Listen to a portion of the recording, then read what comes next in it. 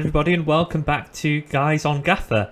And we are here with one final preseason episode 3 days before the season starts. Yeah, we're recording on Tuesday night, Tuesday the 26th. And we're nearly there. We are finalising our Game Week 1 drafts, and we are ready to get stuck into a long 46 Game Week Gaffr season. And as always, I am joined by David and Abhishek. Are you guys looking forward to getting going? Yeah, looking forward. I think it's about time we get some football back in our lives. It's gonna be good. Yeah, it's good to have the game back. I'm like very excited about this because there's like so much hype around the game this season compared to I think last season, and so many people talking about different ways to do it, and it's a fun time. So I'm just excited for the game to be back. So. Always the most exciting part of the season before the pain sets in, when you have a captaincy blank and nothing's gone wrong yet. Yeah, don't even say it. It's about to go so wrong. Your team at this moment in time, you're excited because you think your team's amazing, and you haven't been ready set up for the disappointment yet, right? Let's see. All right, on the agenda today we have quite a few things. So we're going to talk about boosts because we haven't really talked about that yet on this podcast. We're going to look at our Game Week 1 drafts at the moment. As content, even though we are content creators, we reserve the right to change our team as much as we want up to the deadline, because I know there are people out there who don't like that. But we'll show you where we're at currently. Then we will look at our prediction tables for the championship, and just briefly talk about why we chose kind of our top 6 and our bottom 3, and then we will answer some questions, and finally we have, just before recording, chosen our pod team, so we will reveal our pod team as well, and that will be it. So yeah, let's dive into boosts then, as probably our biggest discussion point this evening. So for those of you who are new to Gaffr, you'll have realised that we have a pool of 6 boosts to choose from between Game Week 1 and Game Week 15, when they will reset. So we have got what we've got. We've got Overhaul, which is basically a wild card. We've got Captain Fantastic, which is like triple captain, but also vice captain gets ×2. Multi-captain, so your captain, vice captain, and emergency captain all get ×2. Park the bus, all defenders get ×2, and you get no other captains. Midfield dynamos, which is exactly the same, but all midfielders get ×2. And away days, which is all away players get ×2. So the first question we should always ask ourselves when we get a set of Gaffr boosts is, of course, which are the best 3 to play? I think I know what I think, but I would be interested to hear if David and Abhishek align with that. Do you guys at least have an idea, know for sure, or just have an idea which 3 you're going to play? Who would like to go first? Go first. Okay. I'm pretty sure on the list that I won't play at least, but we can come back to that some other time. I think my favorite ones are at this set is away days. I think that's the one I like most because it's not far away till I'm playing it, and I also like Park the Bus because it's like so many points for defenders, at least avenues for it. So it's better. But I've played other games that have Park the Bus chips, but it's just regular points. So if you get the clean sheet 5 odds, it's basically done. But this game is a bit different. The last one I'm a bit more unsure of, but if it comes like to a double game week or like a match that for Puke or something, that's like the best game we ever get, probably Captain Fantastic is my third one, at least in this set. But yeah, interesting. Yeah, Abhishek, what are your thoughts? Yeah, I think David mentioned the two of my favorite boosts. I think away days and Park the Bus. I have fond memories of Park the Bus from the other game, which is sadly scrapped this season. But I have fond memories from Park the Bus playing in Gaffr. So Park the Bus and away days are the two of my favorite boosts. I did not expect it that these boosts to come so early in the season, but nevertheless, I'm going to play those two. The third one is quite tricky. It really depends on how my team is performing after game week 10 or 9, 10. At least start. Let my team, whatever team I have picked, let's see how it does. Then if it needs much repairment due to injury issues, then I think overall is the best way. It's the best third chip. If my team is doing okay, then I think I might go for multi-captain. Multi-captain. Is that the three captains? That Yes, it is the three yeah. captains. Yeah, so this so if not if I don't use the overall, then I will be using the multi captain. So I'm contemplating between these two boosts, which one to use as my third boost. But it depends on how my team is after a certain period of time, maybe after 10 game weeks or 12 game weeks, after I have played away days and fuck the bus chip. Let us. I will check how my team is doing, and then I will choose that third post accordingly. Okay. My thoughts then. I agree with the majority of what you said, but there are a couple of things I would say. So yeah, obviously, if you don't play away days, you're probably playing this wrong. Even though there's a lot of times 100%. where there's no right or wrong Yeah, way to play fantasy football, if you don't play away days, and days. it is clearly the You're best doing to use. something wrong. Plain and simple, you're doing something wrong. In terms of multipliers, you're gaining essentially 9.5 players. I think it is. Yeah. Yeah. And then, so theoretically, then the next best two are Park the Bus and Midfield Dynamos, because they both give you 3.5 extra players, and Multi-Captain and Captain Fantastic give you 1.5 extra players. But obviously, there are drawbacks to playing both Park the Bus and Midfield Dynamos. The main one being kind of a structural issue, like you're going to have, for example, most of us are going to have a 4.5 midfielder. Do we want to spend transfers to beef up the midfield, maybe sacrifice a striker and then switch back afterwards? So there is a little bit of extra setup there. So in that sense, I do think Park the Bus is probably second best, and also Park the Bus has like a higher floor. It's safer. So yeah, because of the half clean sheets. There's a higher floor on Park the Bus compared to Midfield Dynamos. But I would argue Midfield Dynamos maybe has a slightly higher ceiling because you've got players who can get multiple attacking returns in one game. The one thing that I really did disagree with was when Abhishek said multi-captain. Because, I mean, I think I've said this many times before in other videos and stuff, but essentially, Captain Fantastic is better than multi-captain because you want the extra gain on the best player in your team rather than the third best player in your team, because multi-captain, you're gaining an extra player for the emergency captain, and for Captain Fantastic, you're gaining an extra player for your captain, essentially. So if you're going to go for a captaincy chip, I would probably play Captain Fantastic. The advantage of the captaincy chip is you literally have to do no setup for it, so you don't have to ruin your team. So that's why it's ideal. Yes. So the other one is overhaul. Obviously, you guys have both mentioned that. I think Abhishek, you mentioned that, didn't you? I think there is scope to use overhaul as your third boost alongside Park the Bus and away days, particularly if you want to overhaul into or out of your away days. That could well make up the points, not having to kind of spend transfers to construct a good away days team. One thing I didn't say the 3 hours planning on playing. I mean, my loose plan in an ideal world is I want to play away days, Park the Bus, and Midfield Dynamos, because on paper they're the best three. But I am obviously open to changing that if circumstances determine.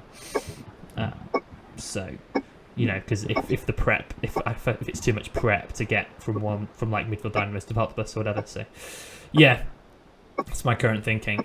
So the next thing to talk about is when. All right, so let's start with away days in terms of when specifically we should play these boosts as the most important one, and the one that requires the most planning or not, as a lot of people will have noticed. Okay, a few weeks to talk about. So we'll come back to Game Week 1 and talk about it in a bit more depth. But as people have noticed, a lot of the popular assets are away in Game Week 1, and a lot of people are thinking about playing it. We'll come back to the pros and cons of that. But that's, yeah, I've got Norwich playing away, Coventry, Swansea. There's more as well. Bristol City, Preston, teams like that all playing away, and are all quite popular. Burnley. Other weeks, Game Week 6 is the other kind of popular week at the moment. So we've got Norwich away at Sunderland. We've got Coventry away at Hull. Bristol City away at Blackpool. What else have we got? West Brom away at Huddersfield. Swansea away at Middlesbrough. Stoke away at Blackburn. Okay, Preston away at Cardiff. But yeah, standouts there, obviously Norwich, Coventry, and Burnley away at Wigan. So that's a very popular week. And then there were two more that I'd found. I think Abhishek found one of these as well.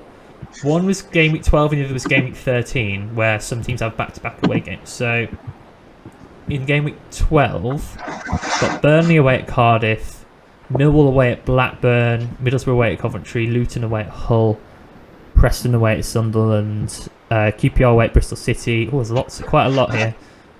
Did I say Norwich away at Blackpool? I don't know if I said that already. Watford away at Stoke. So the only bad thing included was Swansea away at West Brom. Swansea away at West Brom. Yeah, that's the only bad thing. Well, who knows if we'll have their assets at that point, I guess. But then there's also Game Week 13, which I believe Abhishek had also seen. Norwich away at Reading's a big one there. Millwall away at Rotherham. Coventry away at Bristol City. Blackpool away at Sunderland. West Brom away at Preston. Any others there? I think those are the main ones. So those are I think the four standout weeks. There may be one or two others we've missed that are okay. Let's just go back to away days Game Week 1 because that's the big debate. Okay. Yes or away days 1, yes or no, and why? Basically, is my question to you. David, you've pretty much made your mind up, haven't you? Or close to. Yeah. I'll say yes because I'm like just waiting to activate it. I'm just like I just want to be sure that I haven't activated it and just like I regret it and I can go back because like in FPL you can save your team and then just go back and cancel the boost. But it's different in Gaffr, so if you activate it, it's like activated. There's no going back. So I'm 99% sure I will do it. I'll just like wait until probably not like 2 or 3 hours before, just in case the game freezes. But I will probably do it the day before or something.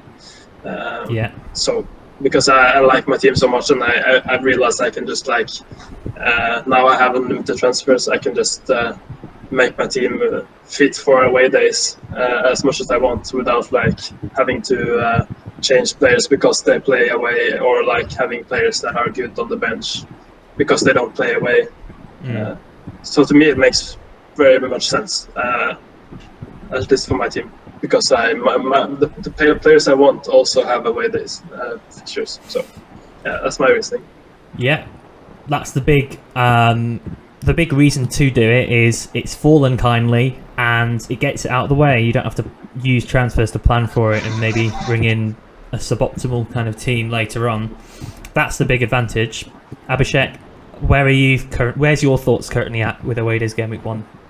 Yeah, well, when the boosts came and every Gaffr managers in the community were planning boosts, I think Game Week 6 was the one that everyone earmarked it to play, and planning was going along to play.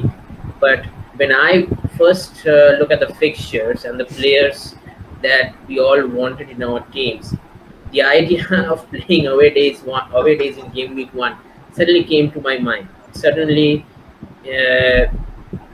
made me think that hang on a minute. I want all these players in my game week 1 team. All of them are away. It saves me future how many transfers that I will need if I play away days in later game weeks, because we don't know how the teams are performing. How will it impact the league? How will the season start for certain teams? There is some there's quite a few unknowns in our in this season, because every team that has come down from the Premier League or have gone up from League One or have stayed in the Championship has done decent business. Plus, secondly, the players that from the teams that we are going to own certainly have the EFL board has given us so much, very kind, as you mentioned. So I think everyone has in our team what, three Norwich, three Swansea. So when that sort of situation doesn't occur that many that many times, especially it will not occur in the later half of the season, because we will come after first few weeks, so we will come to know how the team is performing. So yeah, it's a really, I am towards playing it. Just need two to three few more confirmed news from my players that I own now, especially my bench players, and that we will get to show later in the podcast. So yeah, I'm certainly not as sure as David that I will play it, but I am edging towards it. But I can say certainly the idea of playing away days, I think I may say it first came to my mind that we can play that without damaging our team that much. I think I did mention to you, and you straight away said to me, it's not happening. Yeah, I mean, so now have you come to the idea of playing it, or are you still, nah, I'm not playing it? well, I mean, at the start of today, I was probably about 95% no, and I'm probably down to about 70% no. Let's put it that way. That's significant.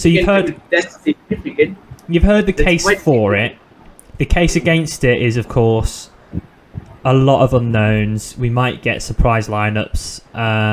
We might be misjudging the assets and the players because of lack of information. Every year this happens. We think a player is going to do really well, and then they do absolutely nothing, and actually other options emerge that we hadn't thought of before. So lack of information is the biggest argument against it.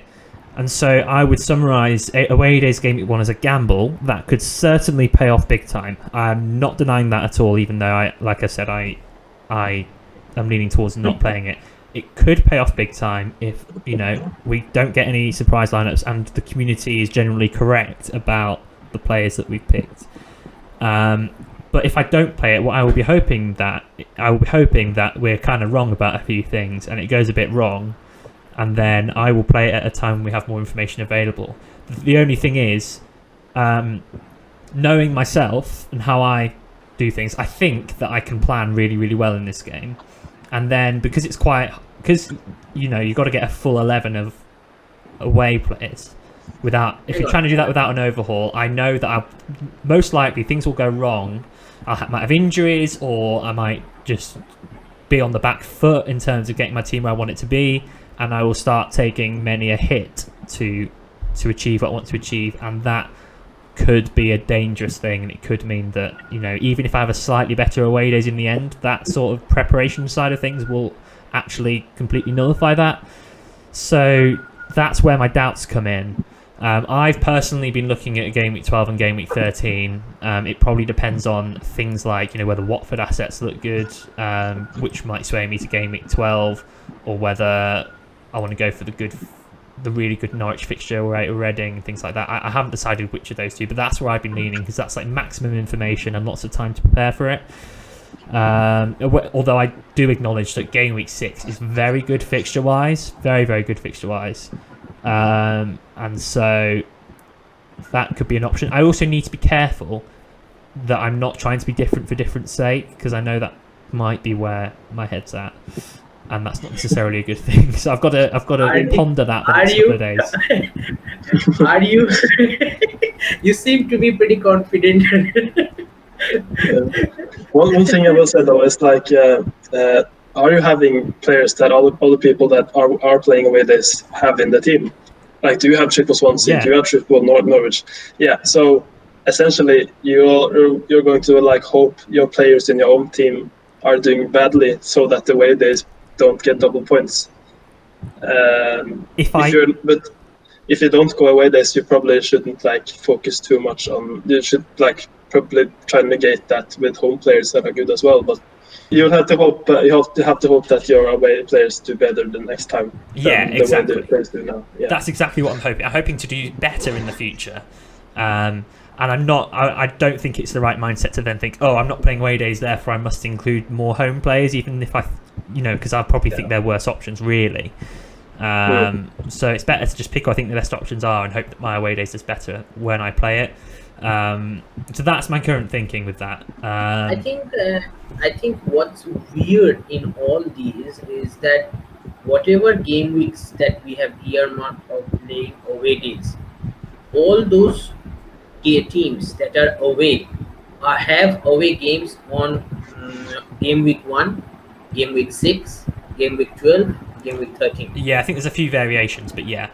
Yeah, basically what we are owning 3 Norwich players.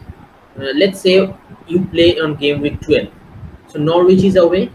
We probably have 3 Norwich at that point, don't we? Yeah. So you are from the start of the season you're playing with 3 Norwich. So that's not going to change drastically. If there was certain other teams, if there was a variation of teams, that would have been much more interesting. But what makes me not play at a later stage is because we are looking at the same teams for game week 6 also. But you're not accounting for things changing based off of the games that we see. You're assuming the best assets then will be the same as what we think are the best assets now, when really hit game week 10 our teams are probably going to be quite different to what they are now because of new information. Yeah, we're probably a bit naive. Yeah. But I'm hoping that I picked like assets that are at least starting and are proven and doing well in preseason, but it could just go south. So it's 2 gambles going on. Yeah, and for sure. There is a certain element in our Game Week 1 teams of playing the fixtures. Like Coventry have particularly good fixtures, Bristol City have particularly good fixtures, so do Swansea. And a lot of the reason we picked those is because of those fixtures, and they might have harder runs later on, so we've shifted to other teams like Watford or Sheffield United have a great run, for example, after Game Week 4.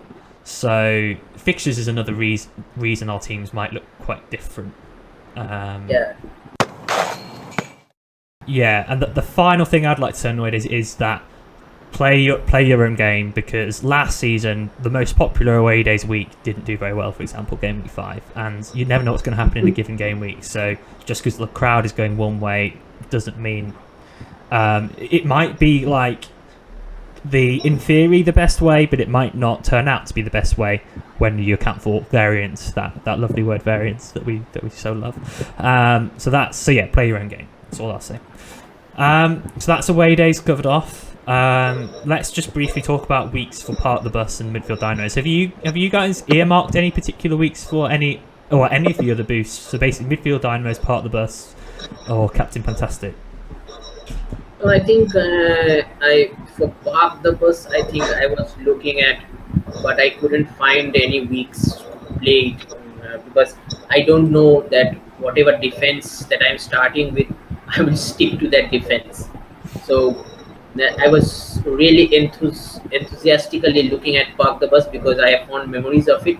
But after surfing for half an hour, I just couldn't find any good weeks to play Park the Bus because I was looking at right now, and I found a week that I think should be good. Yeah.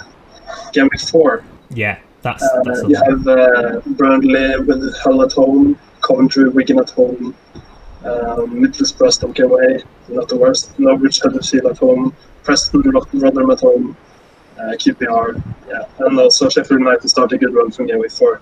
It's what Sunderland. Yeah, but the thing is that if by game week 4, if you are playing Park the Bus, you need to have 5 defenders, right? Well, we By all game do, week don't we? 4, Yeah, we yeah, still have Swansea, West Brom, and lots of things. And also, Yeah, a lot of us are starting with like at least 3 big defenders, aren't we? So, like from these sorts of teams, so I think it makes sense. Although, what I will say is, I'm actually not planning on playing Park the Bus in Game Week 4. I've got penciled in midfield dynamos, just as a personal preference. And then transitioning to Park the Bus a little bit later on, kind of Game Week 7 to 10. That's my current thinking. But yes, I think that is a standout week, David. Absolutely. In terms of fixtures for either of those boosts. Abhishek, did you have more you wanted to say on that? no, I think I said it earlier. I didn't look at game week 4 from my players' perspective. I just looked at from the fixtures perspective. But as David mentioned, we are owning those players. So from the offset, I think if you look from the players' perspective or the players that we are starting the season with, I think game week 4 seems to be the good week to play Park the Bus. But the only caveat is if I play game week 1 away days and game week 4 Park the Bus, that's 2 of my boosts chopped up already. Yeah. But if that's the best game we can do, then I think that's a problem as well. Yeah. Yeah. An option I'm looking at for Park the Bus is game week 8. If I play midfield dynamos in 4, that's Middlesbrough have got Sunderland at home. Norwich have Coventry at home, which isn't great, but we've got Sheffield United away at Hull. The thing is with that, if Burnley defenders are really good, I might have to look elsewhere. Basically, I kind of need where I play Park the Bus probably depends on how certain teams do. So like if Burnley defence is looking a must, for example, game week 6 they've got 5 and 6 they've got decent fixtures. If Watford defence looks like a must, game week 8 is another good option because they've got Rotherham away, for example. So it's a little awkward and it kind of depends on what teams stand out. But I'm kind of flexible within that period to try and play Park the Bus. I think game week 8 it's 3 tough fixtures for 6 teams. I think we have defenders from Burnley and Coventry as of now in our drafts, and both face tough fixtures in game week 8 because by that time we will get to know who are the pace setters for this league. I'm expecting Norwich and West Brom to be up there, and if Burnley is also up there, then that becomes a really good matchup. Because Burnley against West Brom, you can have either one of the 1-1 each defenders from each of their sides. So yeah, in a way, it's looking good, but I still don't know how the defenders is going to play this season. So it's a wait and watch for me. David, did you say you wanted to play Captain Fantastic potentially?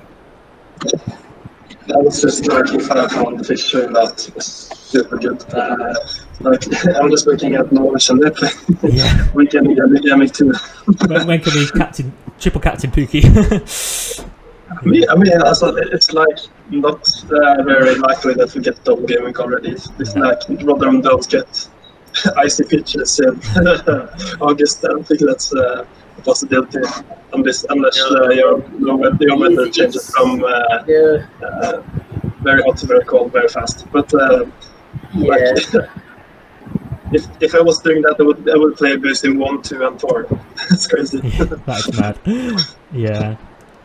Yeah, there'll be other good weeks. Like game week 6, Norwich have got Sunderland. They've got Birmingham in game week 7. What we've got towards the end here: Bristol City in 10. Reading in 13. So I mean, like that's the thing with Captain Fantastic. You can probably play it in any number of weeks, and you probably do okay. I think we can. You guys can play Captain Fantastic on game week 3 as well, because I think Norwich has Hull, which is an option, and Swansea has Blackpool. Yeah, I also think about Captain as they get double as well. Yeah, it's many opportunities, and I like that it's very flexible. So if you just see, this week you can do it, then we'll just do it. Yeah, Yeah. It's just so that this season all the good fixtures are so early in the season, and we are itching towards playing a boost. I would like to But caveat that with for Norwich and selected other mid-table like Swansea that have good attacking assets. Not Burnley, not Sheffield United, not Watford. They are three big teams that have tough starts, and we are probably undervaluing them because of those fixtures at the moment. Just saying. and also those are the three teams that we are not sure of their lineups, because previously when Watford came down we were sure that who is going to start. This season we don't know much about Watford lineup. We even don't know that their star players will stay at their clubs. Same goes for Burnley. So that's another reason, to add to your point, that is another reason why it's such a these boosts are so much based on Swansea and Norwich. And we have bucket loads of players from these two sides. Yeah. One other week I found potentially for part of the business game week 13's all right. Which, like with the away days, it's good fixtures for the big teams, right? So there's like Burnley have Stoke at home, Norwich have Reading away. There was another one. Sheffield United have QPR at home. That's okay. Middlesbrough have Birmingham at home. So there's lots of different ways of doing it. To be fair. And the good thing about playing a bit later, you also know which like cheaper defenders, other than like the top six, that can like get attacking returns and. Great point. Yeah, so that's a good thing about waiting a bit. Like you can still keep most of the money where you want it, and not just like make a 5-3 to a team, basically. Yeah, I think another game week that we can play the Captain Fantasy's game week 12, because I think Norwich, Sheffield have easy run of game, and Norwich faces Blackpool, Sheffield faces Birmingham. Yeah. Plum fixture. Will Ryan Brewster be essential at that point in time? Yeah. We will see. Yeah. Brewster, I think Remy Khedira has signed, so he can be another option as well. Yeah. Well, I think that probably covers boosts, unless you guys have anything else you'd like to say. But I think there's lots of different ways of going at it. It's going to be very interesting. Yeah, we have said enough. Some certain cards needs to be kept close to our chest. We can't reveal all our cards at once. My cards don't feel close to my chest anymore, even though I wanted them to be. I think I've shown my hand. Most of it, anyway. Depends. Maybe I'll end up going Oida's game week 1 and being a sheep. We'll see. All right. So let's move on to our game week 1 drafts as they stand. So yeah, let's just briefly talk through kind of how we feel about our selections so far. Not spend too long on it, but obviously just explain our thoughts on some of the more interesting picks, I suppose, rather than just some of them are self-explanatory. But Abhishek, your team is up first. Why don't you talk us through your selections as of now? Yeah, I think the only weird selections that I have are Sinani and Roberts, because every Gaffr manager has Rashika in there. I have Sinani, so I have gone the other way around, plainly because I think going with Sinani gives me a certain amount of money that I can spend it at the back end of the season or after a few games, because I need to see how certain players in my squad plays, the likes of new guys, that is Twine, Fleming. I need to see how they play. I have Patrick Roberts from Sunderland, which I'm hoping that he will be good, because I have heard good things from Man City Academy, and he was doing good since signing for Sunderland, I think, in the second half of the season. So I have Woodman in goal, Giles, Aarons and Roberts in defense, 3-man defense. 4 midfielders, Fleming, Sinani, Twine and Roberts. And the template forward line of Wyman, Piro, and Pookie. In bench, I have Kearney, Field, Brady, and Huggins. So Field is my another option. Brady as well, another two hidden gems that I found after doing the preseason pods. So hopefully, after Brady and Field seems to be is a good picks at the later season, certain. But yeah, if I am going to play away days, then I might start with Field and Brady in place of Roberts and Giles. So that's the thing. I'm not doing any transfers because that team is settled for me. I am not just that I need to think about whether to play away days in game week 1 or I hold it off. That's the only decision I have to make come Thursday. Because like David, I will lock my team by Thursday because of the if the Gaffr website crashes, then it will be difficult. So yeah. Cool. Okay, good stuff. Right, here's mine. I think David and ours are actually quite similar in a lot of ways. But so first of all, I'll just go through my starting 11, particularly for you guys on the audio. So I've currently got Patterson, the Sunderland keeper, in goal. Giles, Aarons and Bidwell as my back three. Swift, Rashika, O'Hare and Brownhill in midfield, with a front three of Pookie, Piro and Obafemi. On my bench I've got Buzanis, Brady, Robbie Brady, Ruffles and Field. So I mean, my draft's changed quite a lot in the last few days, with various bits of tinkering and strategizing and stuff like that, looking at boosts. A few days ago, it was quite light at the back and a bit heavier in midfield because of my midfield dynamos plan in Game Week 4, but I think I've kind of settled on a bit more of a kind of balance and brought in some more of the kind of highly owned defenders and gone a bit bigger at the back. So I mean, there's various things that can change that I'm not sure on. I was on Vyman instead of Piro for a very long time. I think it was obviously Bristol City's fixtures are amazing, and Obafemi versus Piro. I thought Obafemi for 1 million cheaper is probably going to come close to Piro in terms of points, but I have since thought actually, just looking in isolation at Piro versus Vyman, I think I slightly prefer Piro, considering Vyman kind of has consistently outperformed his stats by quite a lot, not just by a little bit but quite a lot, and I have a feeling he is a good finisher but maybe not the level of Son Heung-min, for example. So that's too much of a comparison. But you know the point, like in terms of Son always overperforms his XG, is Vyman going to do the same? Very debatable, and Swansea's fixtures are so good. And I think David has come to a similar conclusion, like probably slightly preferring Piro, the Swansea double up, to be two at top rather than Patterson and Obafemi, for example. And also, like yesterday, I think for the first time I managed to kind of get a draft that I was happy with, which had both Swift and Rashika in it.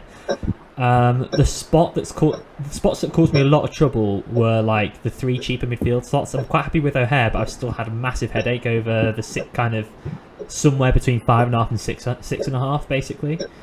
And eventually I settled on Brownhill last night, and I feel quite happy with that. 3 assists in his last preseason game, and could be a lot more attack minded now he's in the Championship, and could be quite a steal at 6 million. So I'm actually fairly happy with him there. But that was the spot that was causing me a lot of trouble. And I think that's about all I've got to say. Ruffles, in the predicted lineup that Tom put in his thread, Ruffles wasn't in it, so I'm a bit concerned about that. So I'm going to try and information gather about him, because I think he's good value. But yeah, that's me. I think I'm fairly happy with it now, actually. Only very minor tweaks to come. David, let's look at yours then. The Max Power Way is the team name. Yeah, we'll get back to that later. I can just also go through my team quite quickly. In goal, I have Buzanis, and I have Pal or Paul, or however you want to say it.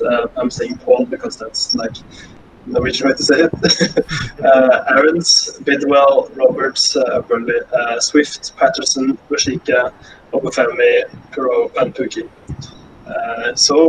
And also the bench, Remley, Sykes, Field, and Ruffles. So yeah, pretty similar to you, Joe, but some differences. I feel like mine is more template, but I have 3 swans instead of 2, and this is something that has changed like in the last 24 hours because my team was very different just not so long ago with like Twine and actually chair for QPR and Sykes starting because I was like having the best of both worlds, like having some players that didn't have the best away this fixture but still had some okay fixtures.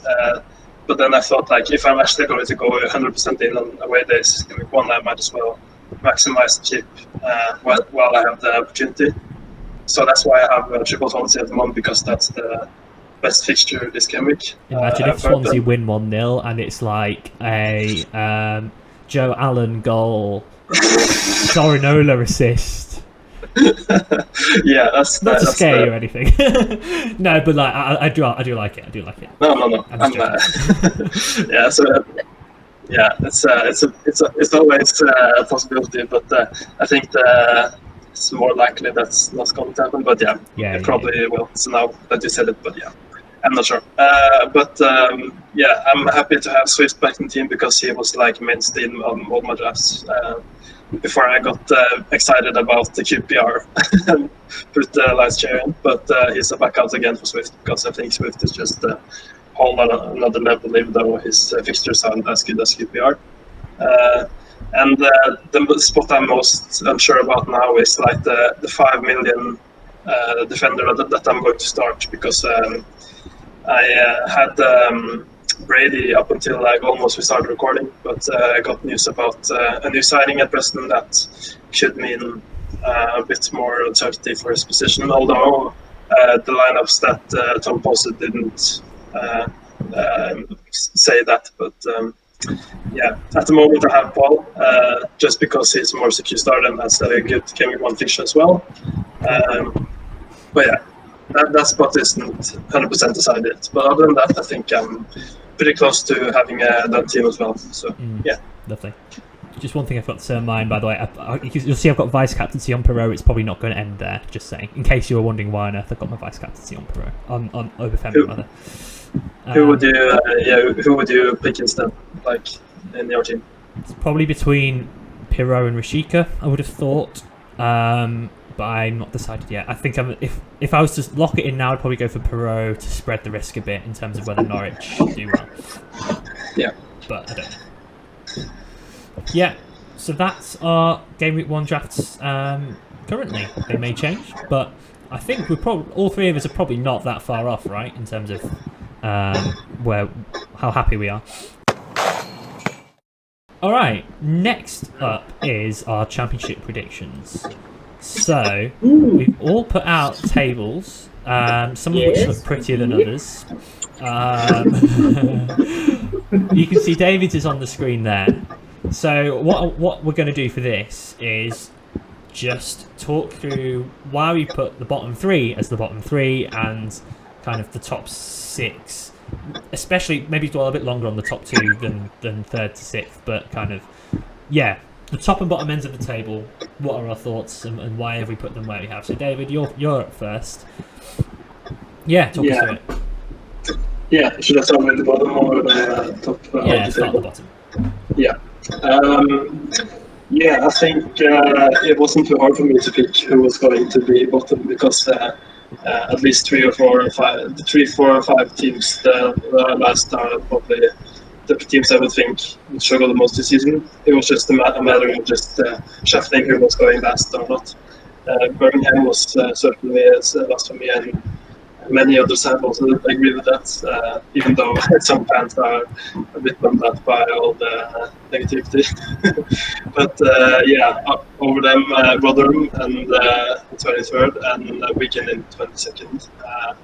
I think Wigan could be the one to move a bit over, maybe go over Reading or Cardiff, who are above them.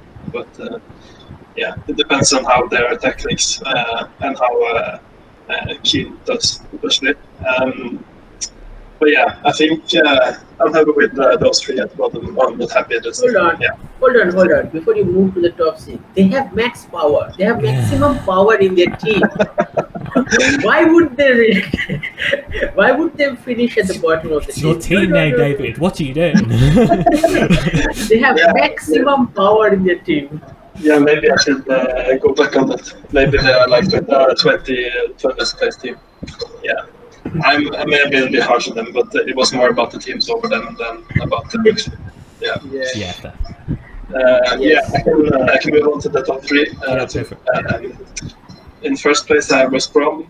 Second place, Norwich, and third place, Sheffield United. Actually, which I don't think I've seen too much. Maybe it's wrong, but anyway, West Brom is pretty certain for me with the team. And I've heard from Tom that he is very optimistic. It just has to. It's a bit dependent on how the manager uses the team he has, which is like the only doubt. The most that there aren't what West Brom fans are worried about.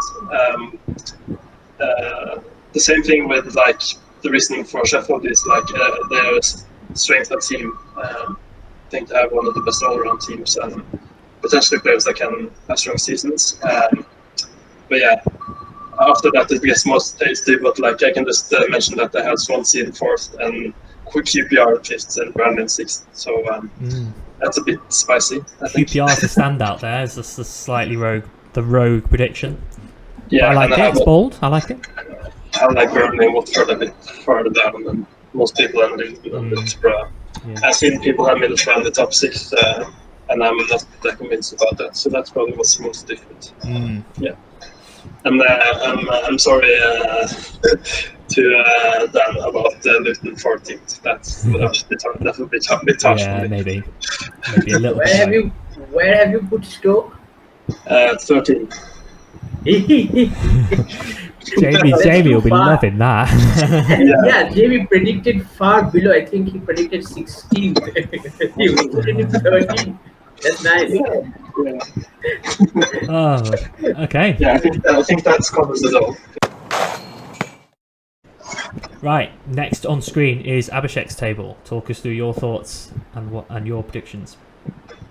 Yeah, so my relegation 3 candidates are Birmingham, Blackpool, and Rotherham. Just because whatever the business that they have done so far. I think the transfer window closes on 1st September. So if they can try to rectify it, possibly add some more players. I think the only one that I can say, I think Blackpool. I don't think the only one that I am contemplating is last spot, whether it's Birmingham or Hull. I have put Birmingham 22nd and Hull 21st, but it may certainly change. But Hull has done some decent business, I think, especially in the last 2 weeks. So hopefully they have improved a bit, but I still think those three, among those 4 teams, 3 of them will be relegated. Certainly Rotherham and Blackpool, if they play out of their skins, then they can do something miracle. But as of now, as of today, 26th of July, I don't think they can avoid the drop. As far as the playoff position is concerned, I have made Norwich City the champions. I think they will go up as champion. In second place, I have put West Brom, where I don't get why you guys have put West Brom to win the league. After all, they have the players, but their manager is Steve Bruce, which I don't like. So yeah, those are my top 2, and my playoff teams are Sheffield, Middlesbrough, Burnley, and Luton. I have put Luton in 6th place, but the likes of Millwall, Swansea, Blackburn, Coventry, Queen's Park Rangers can easily, and Watford can easily take that 6th spot from them. But as of now, those are the 4 teams that are in the playoffs, and Norwich and West Brom are going straight up. So yeah, Yeah, those are my predictions. interesting stuff. The standout there, Watford in 12th. Goodness me, that's Yeah. an interesting Yeah, one. I don't have Birmingham at last. I had to find some shots of that, but like, yeah, that's at least different from the other two. To be fair, Watford could finish anywhere from 1st to like 14th probably. We don't know. Depending on what place they have. Yeah, that's interesting. Okay, that's those guys, and now on to my table. Right, here's mine on the screen. The best looking one of the lot, which I think Abhishek was Yes. about to say, right? Yes. Yeah. To be fair, I did it first, and then these guys followed suit. We were like, oh, let's do a one up on Joel and make them look pretty. That's my excuse, anyway. So. Yeah, that was the only sole reason of making it. Yeah, of course it is. Can't I just make Yeah, myself so- feel better, Abhishek? So, you'll notice also that my phone couldn't fit on all 24 teams. There's only 23 teams. Bottom of the table is Birmingham. They're a bit of a mess off the field. They've not really recruited particularly well yet, or made any signings apart from what Plaqueta from Norwich, and yeah, just think that will catch up with them. Rotherham, so that's all three of us putting Rotherham and Birmingham in the relegation zone. Yeah, they lost their two goal scorers, Ladapo and Smith, who just decided to go back down to League One for some reason. Maybe they just can't really cut it in the Championship. But anyway, who they've replaced them with don't fill me with much confidence. They might struggle for goals, and actually the only 4.5 striker in the game seems to be starting up top for them at the moment. So yeah, Rotherham are going to continue yo-yoing in my opinion. And then obviously, so we've had three different other teams that between us. So David had Wigan, Abhishek had Blackpool. I have gone for Reading as the other team to be relegated. Again, a lot of off the field issues driving that prediction. I mean, on their day, they've got players like, Yaku Mete is a very good player, but he's always injured. And then Lucas Zhao is also has injury issues, but he's obviously a very good striker too. So they do have the players to get themselves out of it. But they've lost Swift, they've lost Rinamota, Josh Lawrence. I think they're going to struggle for goals, and they're going to concede a lot, which generally gets you relegated. Okay, in terms of the top six, I've gone for West Brom first, and Abhishek was quite right that Steve Bruce being the manager is the main argument against that. I really struggled picking the top two, actually. There are like arguments against every single team that you could put up there. So I found it quite hard to choose someone to win the league, which is interesting. But I went for West Brom, just basically based off of their recruitment, which has been so good. And with DK back fit, yeah, I can just see them being a real force if Steve Bruce can, get his act together, or if Steve Bruce gets sacked early on because they don't do very well, is another option. And then Imagine if Steve Bruce gets sacked and Sean Dyche becomes their manager. Jeez, West Brom will be flying. That would be interesting, to be fair. Yeah, and then I've gone for Norwich in second. They always do well in the Championship. They keep, they keep the ball, and I think that helps them defensively. Obviously, they're usually the worst defence in the league in the Premier League, but they just keep the ball so well in the Championship. And even though they're probably a bit weaker this time around, they've probably got enough to go up, in my opinion. Sheffield United third. They're looking pretty strong, particularly defensively. Just depends if they can replace Gibbs-White well, whether players like Njai can step up. Burnley I've put fourth. We don't know a lot about Burnley, but a lot of very, very good Championship quality players in their side. Swansea fifth. I think they'll kick on from last season if they can tighten up at the back. Then they should be looking very, very good indeed with their attacking firepower. And then I've gone for Watford in sixth.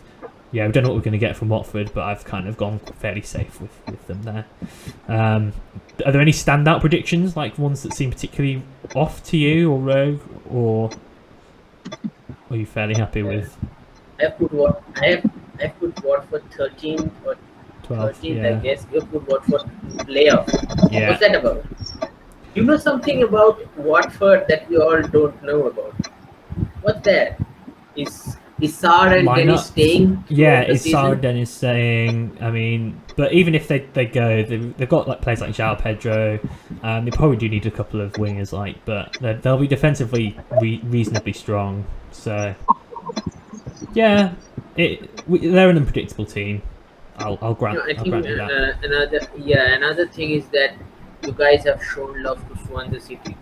Duck will be very happy, our Swansea correspondent. Sorry, Doug, I have put Swansea at 9, but I can't see them moving ahead of whatever predictions that I've made from 6 to 8. If they do, then certainly I will say that I was sorry to predict them at 9, but I'm not seeing them move far up. I think their manager needs another season because he properly will be getting his players, have gotten his players. So now it's time for business. I think Swansea are, I think, 1 or 2 players short to becoming a real force to reckon with. I think especially at the right hand side of that squad. Yeah. I think that needs to be done. If they get a right back, then I think they will be up and up there. Yeah. Well, when I did this last season, I got things very, very wrong. It was the first time I did it for the championship last season. And I got an average of about 6 places out for each team, which is pretty poor. So we'll see how we do at the end of the season, and probably score these up. So that's that. Right, moving on to questions then. And as last season, David, would you like to read them out for us? Yes. We can start with some boost-related questions that we may have answered already, but I will just read them either way. The first question is from Nasu__7777, which is asking, would like it if you could go through all the different types of boost strategies out there, which game weeks is best to play boost.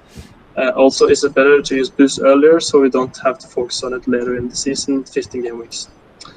The first part of the question we have answered, but if it's better to use it early so we get out of the way, what was your guys' thoughts on that?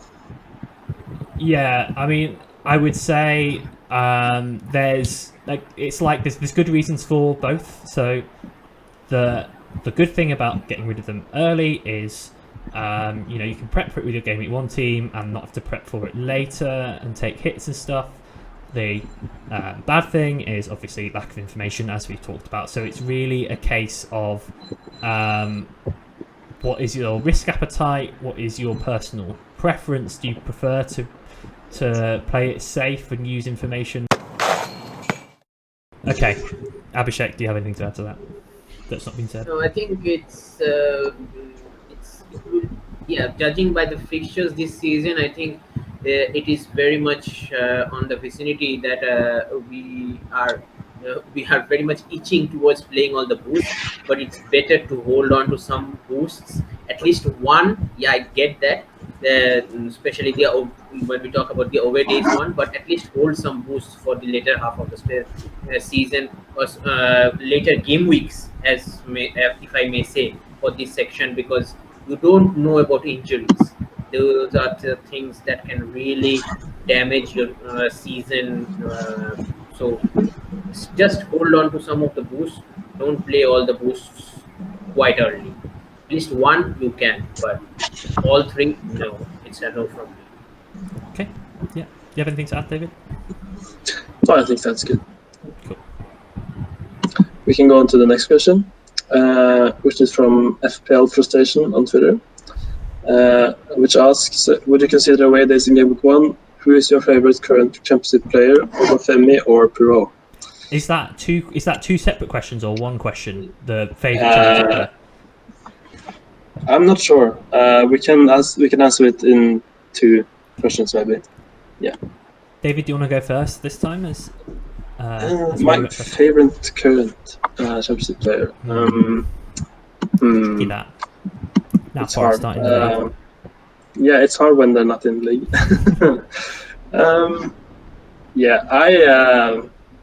I think I like. It's probably, and now I'm answering both questions, but I think Obafemi is up there. I like that he's very versatile and plays for a good team. Yeah. And I have one other as well. No, but that's for another question. So I can pass it on to you. I'll say Connor Roberts. We have good memories of him from season 1, and we all love a good attacking wing back, don't we? So I'll go with him. For me, I think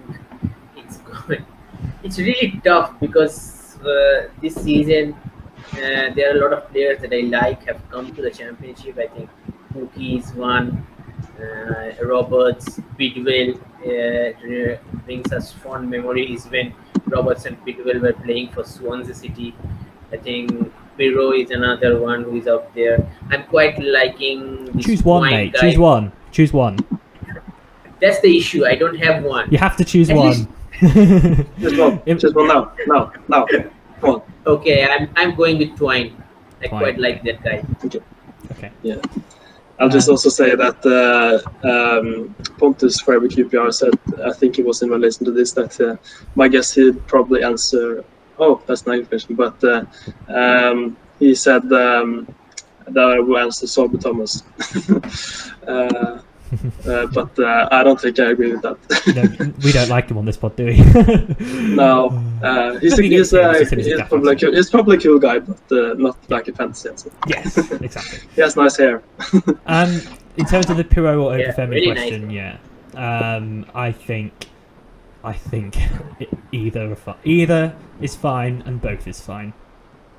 I think none is probably not fine in terms of in your Yeah, if you own, it's like that. If you have to own, if to cover all those fixtures, you have to own either one of them, or if you own both, that's really good for you. But it's really hard to differentiate between Obafemi and Piro because both these strikers should do well for Swansea this season. So it's really hard to pick one of them. So essentially, like I think Pirot is slightly ahead if they were the same price, but Pirot versus Obafemi and 1 million is very, very close indeed, I would say. Yeah, I think that answers that. Should we go on to some more player-related questions? We have 3 of those. yes. The first one is from SPL Tiger _ on Twitter, and he asks, do you think the popularity of Lumley is undermined by the poor season Reading are likely to have? I just can't get behind a keeper who doesn't seem to have a good save record in a side that won't keep many clean sheets. Yeah, I mean that's the main reservation, isn't it? We know that Lumley didn't have the best of times at Middlesbrough. He's not very highly rated, and he's playing for a very poor Reading side. So I don't like it that much, and I don't have him so because of that. So yeah, I think your point about not having a good save record in a side that won't keep many clean sheets is a very good one, and you're right to be sceptical. Yeah, I think the main thing is that the signing of Buzanis is the main differentiate of making Reading a better side or not. I think signing Lumley does not resolve them to be relegation candidates, but I can get that why he has said that, but certainly with the signing of Buzanis, I think that Lumley factor really dies down unless Paul Ince thinks otherwise and starts each game. Lumley started the last preseason friendly though, didn't he? And the last preseason friendly, like all the teams look really close to the first team. So I think Lumley's most likely to start the first game. It's a weird one because I think he said what in terms of save. I think Lumley does well in saves. It's that just that his goalkeeping sense is not to his age, is related to his age. It hasn't improved. He does saves all right. He does saves. He has quite a few saves in his locker. But in terms of goalkeeping sense, positioning sense, it hasn't improved that much. Yeah, as a goalkeeper myself, I would say that even though you're not necessarily the best at like having match-winning saves in the top corner, it's not like the most important. Unless if you just are like in the right place at the right time, you can just if you just have your hands up as you do as a keeper. If you get the ball shot at you, you probably could have a chance to save it. So you don't have to be like the best keeper in the world, especially if you're not facing super hard shots. But certainly, if it's against the better sides, he has a less chance of being having a good match compared to other keepers in the championship. But yeah, I think he would do worse in the Premier League than the championship. He's just always got a mistake in him. I think that's the problem. Like he's just made quite a few bad errors last season, didn't he? But yeah, I have both him and Busanis just because then I get one. They won that starting, so yeah, that's not that makes sense. That makes sense. Right, so we have our next question from Forever QPR, our QPR correspondent, also known as Pontus. And he asks, I currently got Cantwell in my draft, but I'm a bit insecure. Any news if he is properly back in business and will be nailed? Yeah, anyone else want to take this first? Yeah, I think it's a wait and see for Cantwell, because I think we also didn't know that whether he will start or not. And I think our Norwich correspondent has said that Sinani is getting the nod alongside Rashika, and who will be the other for midfield behind Pookie. Our Norwich correspondent also didn't knew, so we kind of have to place our bets on, I think, Rashika as of now. If you have the money to spend, otherwise it's either Pookie or Aaron's, and go to some place else for midfield if you are not picking Rashika. Yeah, I would say like it's quite like in football terms, it's quite a while from like when we did our correspondence spot for Norwich, and we haven't got any more like positive news about Cantwell being a secure starter. And if I wanted to have him in my team, I would want like, because it's such a big team, you would want like concrete news about him being a starter. And if you don't get that, it's probably because it's a bit more unlikely. So if you want to take the risk, sure, but it's a bigger risk than I would want to take at least. Yeah, if I was to guess Norwich's starting 11, I would have him in it, but I'm not confident enough to have him anywhere near my Gaffr team, essentially. Yeah. That sums up my thoughts. Yeah, I think that answers the question. And now we have some 50-50 decisions, dilemmas. So we can just do quick. Yeah, this is quick fire. We can just go to you first, Joel, then to Abhishek. Right. So the first one is O'Hare or Baker, Joel? O'Hare. Okay, Abhishek. Yeah, Baker. Right. The next one is David, what about you? Joe. Oh, okay. I'll say it was. I'll say Baker. Interesting. Next one is Jones or Aarons or McNair. Ooh, tricky. Quick fire, come on. Jones. Aaron's. Hands down. Yeah. I'm picking Aaron's. Okay, Aarons for me as well. Okay. This is a hard one. It's goalkeepers now. Fisher or Bentley or Baxter? I will say Fisher. Before I say my answer, all bad options. But Probably right, yeah. yeah. My pick is Fisher. David, what about you? It's hard. Yeah, the only one I know a bit about is Fisher, so I probably say that as well. Yeah, it's. I think you should look elsewhere for keepers. Right. Also, yeah. Speaking of keepers, the next one is also a keeper, Paul. Lumley or Etheridge or Maxwell? Well, given Etheridge is probably not going to start, it's going to be John Ruddy, and it's probably going to be Grimshaw because he started the last friendly. If we're going to go for like Lumley versus Ruddy versus Grimshaw, I would say Grimshaw, if in terms of like best team, Lumley in terms of security of asset. Right. Abhishek? Well, yeah. For me, it's going to be Ruddy because I'm not picking Grimshaw because I don't know much about him. And Lumley, I kind of want to go to him, but I know what sort of goalkeeper he is. So Ruddy for me. Right. I'm just going to say Lumley because he has had so much negativity this pod, so we need to like balance it out a bit. So. Okay. If you're listening, Lumley, you have offended me. Right. That was all the 50-50 decisions, and now we're moving on to the last two questions. One of them is from Skihouse78, which asks, am I doing something wrong if I'm happy with my draft, but I have 1.5 million left in my bank? It's a nice position to be in. But Yeah. You're not doing anything wrong, no.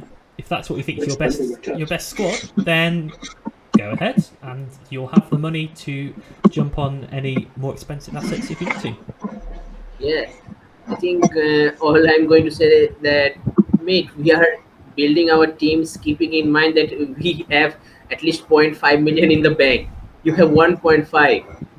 Pretty damn good team you are. So rest assured that you are doing this far better than us season pros. Yeah, you know something we don't. Yeah. Like some hidden gems that are like worth 6.5 or 5. Yeah. Priced. Yeah. Yeah. I would say I have like the most I've had in my bank is like 1 million or 0.5. And my first like reflex would be like for me would be like, okay, I have to use that money to upgrade my defense, especially because there's always someone that can be better. So yeah, I'm not saying you're doing something wrong. I'm saying like you must have a very good team or like have some options to have looked at it yet. So Yeah. The discipline to not just wanna upgrade everyone, which I think I'm the same, David. I'm exactly the same as you with what you said. Yeah. So that's the answer to that. And finally, the last question, which is actually for me. That's not often that happens, but too soon. Yeah, it's hard. It's from Angus McPhail, Angus81 on Twitter. Wow. He says, David, now that our man Sinkernagel is, let's see, what's this? Is no longer in the division, who is your new favorite? Ouch. I know it's not in the division. It's very sad. He's not moved on yet. He can't have a new favourite because he's not moved on yet. But I guess you have to move on sometime. But yeah, I've reserved this from we probably teased it very much, but like if I was to pick one, it would be Max Power because his name is freaking awesome. Yeah, I just hope he backs it up with like being one of the best Gaffr assets, and I would be proven wrong about Biggin. So yeah, my team name is has Max Power in it. So yeah, I think that would be it. You have given love to every championship sides that we have backed. We have said wrong things about you. Have given love to all of them. No, Abhishek, he's the only one who sent Wigan down. You've had Wigan going down in his prediction there. Yeah, so it's more me thing than pod thing. I'm like saying bad for Wigan now. Yeah. Cool. Yeah. I think that would be it. So we have got one last thing to talk about, which is Thursday Night Wars, which, if you watched last season, was the title of one episode where we were asked by Jamie from the EFL Fantasy Podcast who we'd be as wrestlers, both us, the three of us, and Spencer, and the three of them. And we answered that question, which was a good laugh. But we, Thursday Night Wars is back in the form of a tournament, and you'll probably heard of this already, but our pod team versus their pod team versus the community team. As it stands, I think the first defender polls will be finishing any minute now. And when you see this, right now.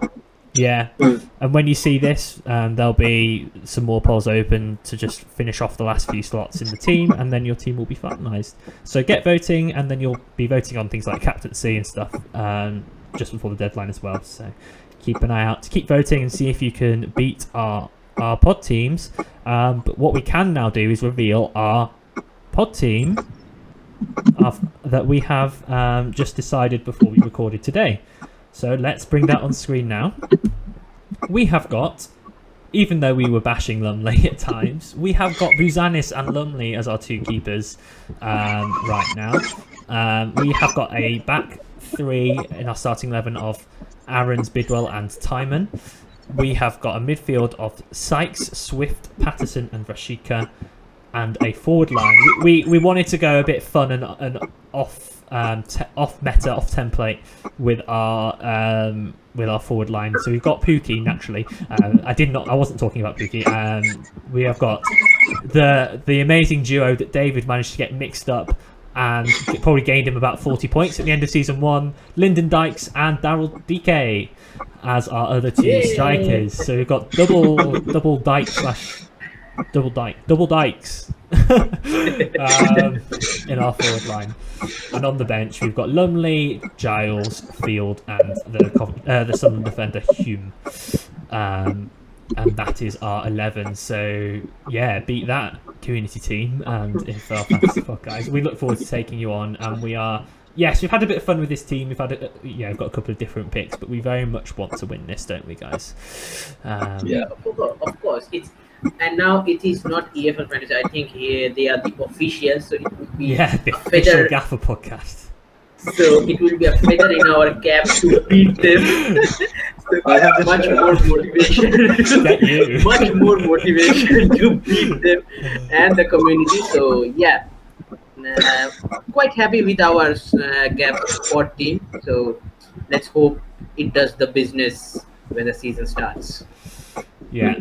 And a reminder of the scoring system, we're going to do each game week, regardless of whether we play boosts or not, 3 points for the winning team, 1 point for the second place team, and nothing for the bottom team. So a bit more incentive to come like top rather than second. So yeah, I'm actually really excited for like the end of game week 1 when we actually have our first points on the board, and see, will we be really sad because we're bottom after one game week, or will we be top? It's going to be fun. So that is the Thursday Night Wars competition, and you can cast your votes on all the community team moves, boosts, captaincy across the whole season. So it's going to be good fun, and thanks a lot to Tom who has kindly taken a lead on that and decided all the polls. Just before you move on to something, the thing, I think Tom has been tirelessly working on his threads. So do give him retweet his threads, because it has been very helpful, and I think he has covered all the necessary things that are needed to be covered in terms of assets, in terms of budget assets, in terms of mid-price assets. I think he has done a really hard work and a good work in that. So really appreciate all the things that he has done for our community. So do check him out as well. I think his threads are really good, especially for managers who are starting new. They will get much of an idea about how Gaffr is played and all that. Yeah, and he's also got COVID. So if you are watching or listening, Tom, get well soon. Hope you recover well. Thank you. We'll just echo the thanks and the praise that Abhishek's just given you, because you are doing a great job. So that brings us to the end of our podcast, and you will not hear from us for a little while, aside from on Twitter where we have the ongoing polls and stuff. But we are planning on taking a little break because it's been quite an intense one the last week, and recording next just after game week 2 finishes, rather than after game week 1, where we will kind of digest what we've seen so far. And so that that is the plan, and we all kind of have a fairly regular schedule where we'll try and record the majority of weeks. We probably won't kind of do extras when there's midweek game weeks, and try and keep it to once a week, but that's kind of generally what the plan is moving forward. All right, so all that remains to be said is goodbye and see you next time. So it's goodbye from me. Yeah. And namaste from me. Do you prefer to play it safe and use information, or do you value the kind of the lack of prep maybe? So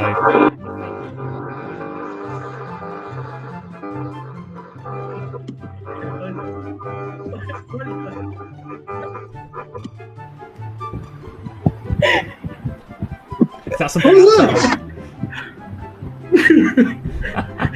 we're still recording. What? Should we go to the next question? Which is from Forever QPR _SWE or Pontus, our Swansea correspondent. He asks, I currently got Cantwell in... Hold on, just hold on. Can share some live news. I think the English women's side. No, I don't want to know yet. I don't want to know. No, I don't want to know. I was going to watch it afterwards. I told you this earlier. Oh, they've won, haven't they? I mean, it's happy news. It's happy news. I'm not saying anything. I'm just saying that English women's team is winning. That's what I was. Now I'm not going to watch. I don't want to watch the first. You spoiled the whole first half for me now, and I told you earlier I was going to go back and watch it. Okay, let's move on. I was far too excited.